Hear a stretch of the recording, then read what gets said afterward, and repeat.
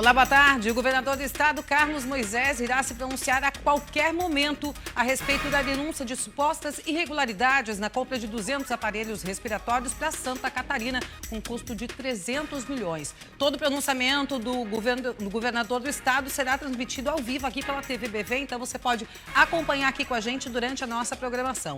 Antes do pronunciamento, a gente segue com as nossas notícias, entre elas, o prefeito de Florianópolis, Jean Loureiro, em coletiva de imprensa nessa manhã, anunciou o lançamento do Covidômetro, um sistema que funcionará como um portal de transparência sobre a situação do Covid-19 no município e que ele disse que será determinante para a liberação ou proibição dos novos setores. E ainda, vamos destacar aqui a necessidade e a importância da utilização de máscara. Esse foi mais um destaque do prefeito Jean Loureiro no seu pronunciamento, que diz que vai emitir decreto e a partir da próxima sexta-feira, todas as pessoas que estiverem circulando em locais de grande movimentação terão a obrigação de usar máscaras. Esses são alguns destaques do nosso Meio-Dia Catarina, que já começou.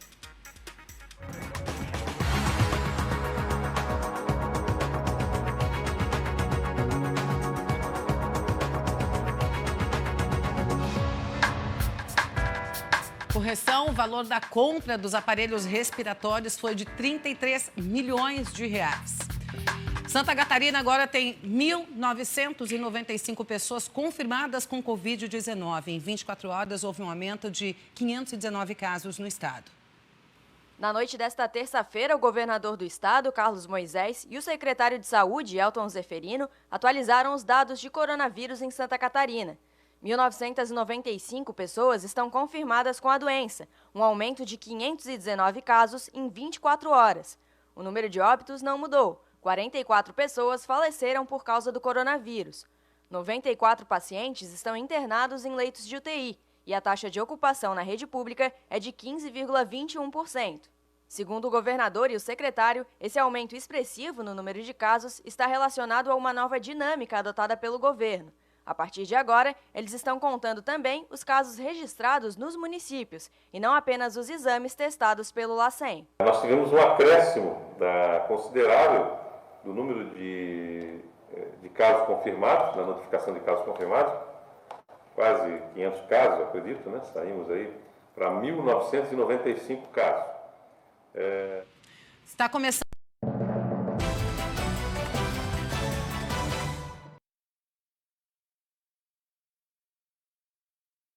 Os valores pagos de forma adiantada, que também, reitero, o governo não concorda com esse posicionamento, inclusive em várias conversas, até com os órgãos de controle, já era um posicionamento nosso, né, de que, especialmente, inclusive em tempos de pandemia, nós teríamos que ter muito zelo, muito cuidado, por conta da grande demanda pelo mesmo objeto, né, respiradores. Esse é um objeto raro em todo o mundo, então, cuidado redobrado, que é o que o setor de compras deveria ter adotado, e por isso instaura-se os procedimentos devidos para que a gente esclareça o porquê dessa tomada de decisão pelo gestor local, né, pelo responsável por compras e também pelo setor de pagamentos, para que isso venha a lume e que a gente possa, então, trazer o esclarecimento à população de Santa Catarina. Reiterando aqui a necessidade de nós mantermos todos os cuidados, né, a pandemia continua, não atingimos o nosso pico ainda, precisamos de respiradores, vamos adquirir outros respiradores também, além destes, tem processos de compra, estamos aguardando, inclusive, a chegada, temos um processo de importação da China, que não foi feito pagamento antecipado, obviamente, por isso nos causou estranheza esse processo deve ser concretizado nos próximos dias, com prazo de entrega, acho que para final do mês de maio, para que a gente não tenha a nossa população desassistida. É importante, então, reiterar que todos que puderem fiquem em casa e aqueles que têm que sair mantenham as normas, né? As boas práticas que você consegue através do site coronavírus.sc.gov.br, identificá-las uma a uma. Ali nós temos os relatórios, transparência, ocupação de leitos, enfim, tudo que está sendo feito pelo governo de Santa Catarina. Esse aqui é mais um compromisso nosso de transparência e certamente traremos as informações a público, tão logo elas estejam sob o domínio dos órgãos de controle e daqueles que estiverem procedendo às investigações. Muito obrigado, uma boa tarde a todos.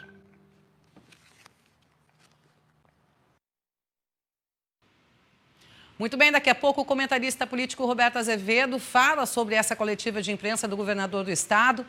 E por falar em coletiva de imprensa, teve uma outra coletiva de imprensa nesta manhã, só que dessa vez do prefeito de Florianópolis, Jean Loureiro. Ele realizou essa coletiva de imprensa para falar para as pessoas algumas medidas que o município está adotando para conter o coronavírus. E entre elas, o mecanismo que está sendo desenvolvido para ajudar, já na próxima segunda-feira, a disponibilizar para a população dados relacionados à Covid-19 na capital.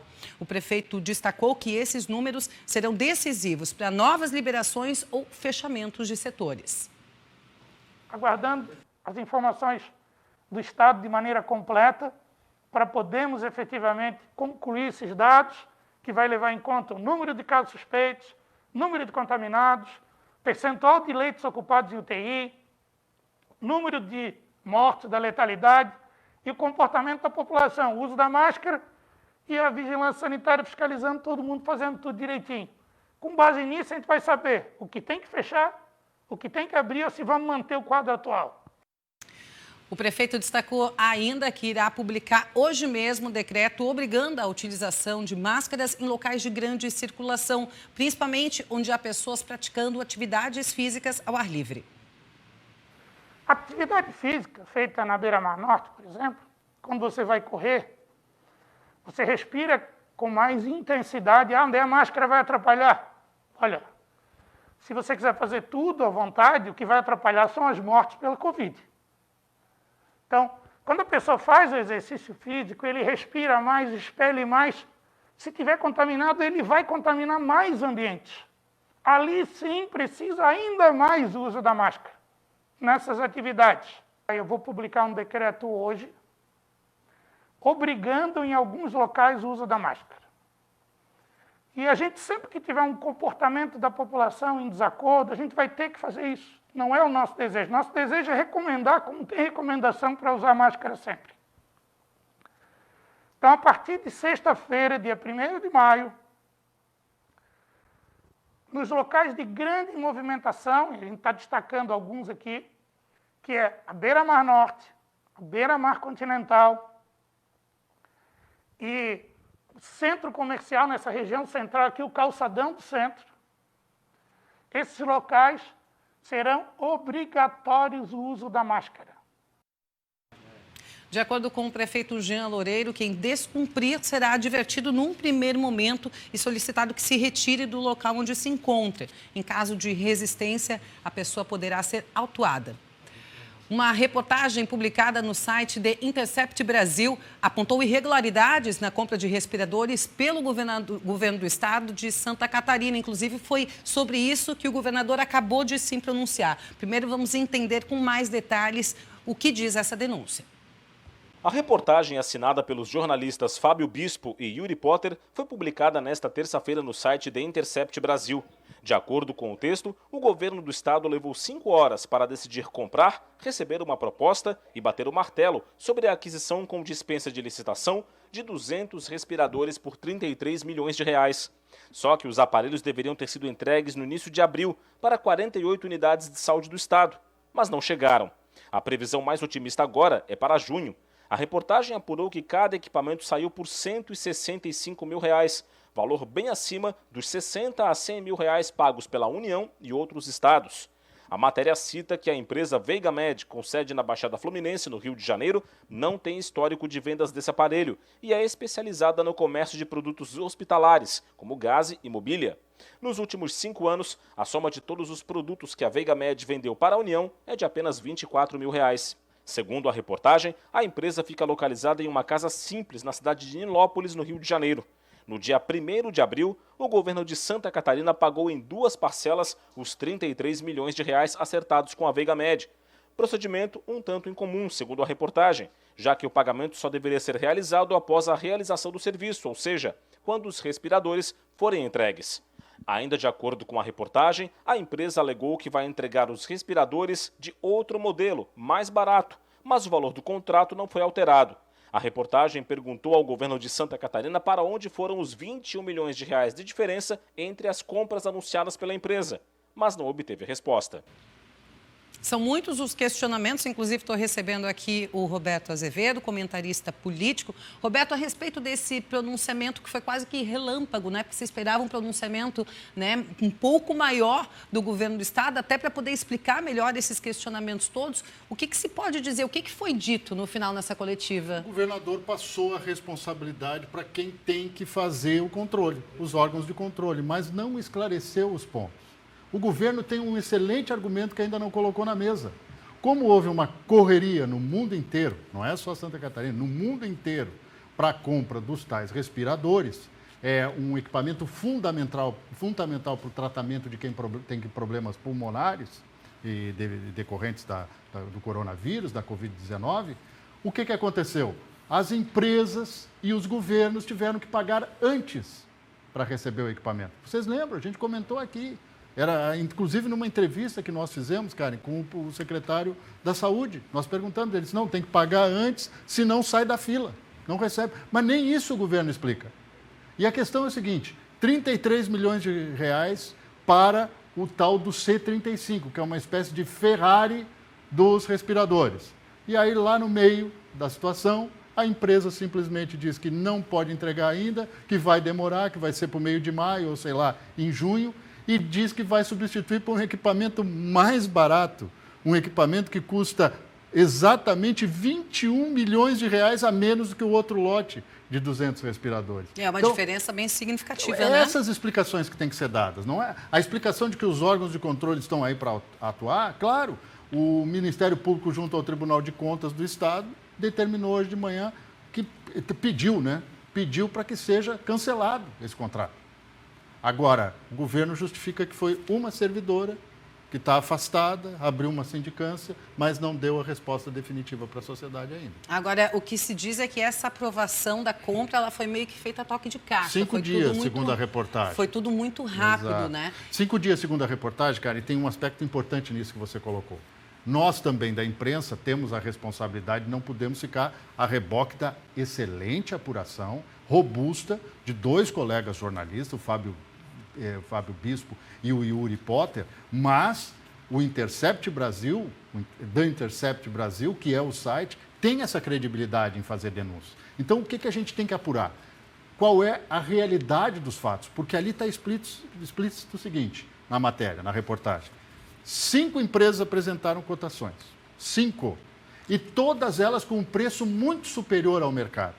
Essa empresa que venceu, a tal da Veiga Med, que é lá de Nilópolis, no estado do Rio de Janeiro, ela apresentou um preço relativo ao material que ela compraria de uma empresa panamenha.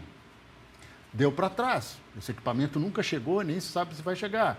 E agora ela comprou de um fornecedor chinês. Aí entramos naquela famosa fila, a fila de quem não tem mais quem concorrer, porque todo mundo concorre na fila para comprar o tal do respirador. E estas empresas chinesas estão atrasando a remessa. O que nos chama a atenção não é o fato de ter pago antes, é ter pago um valor muito maior. Agora surgiu também em relação às máscaras, né? É óbvio que você tem um aquecimento da oferta e da procura e os preços vão lá em cima.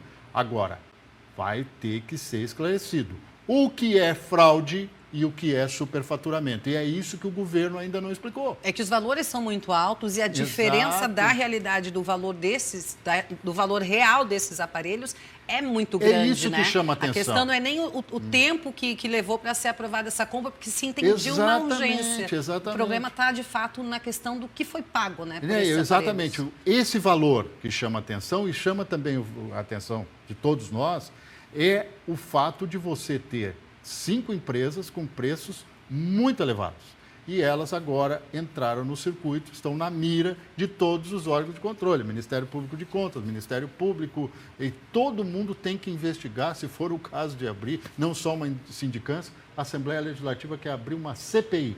O deputado Ivan Nates, do Partido Liberal, diz que já tem 14 assinaturas necessárias. Tudo pega de forma eletrônica, virtual, porque está todo mundo fora aqui. Agora a gente aguarda explicações de fato que ainda não tivemos, Exatamente. mas com certeza... Detalhes. Estamos falando de dinheiro público não é capim. Exatamente. Ainda mais numa situação como a que estamos vivendo, né? Roberto, muito obrigada, viu? Nada, até a obrigado. próxima participação. Vamos agora ao giro de notícias pelo Estado. Durante ronda na região central nesta terça-feira, a Guarda Municipal de Florianópolis foi acionada para atender uma ocorrência de possível dano à estrutura no novo Largo da Alfândega. 2 jovens foram flagrados andando de skate no local. Por caracterizar dano ao patrimônio público, os artigos esportivos foram confiscados pela Superintendência de Serviços Públicos.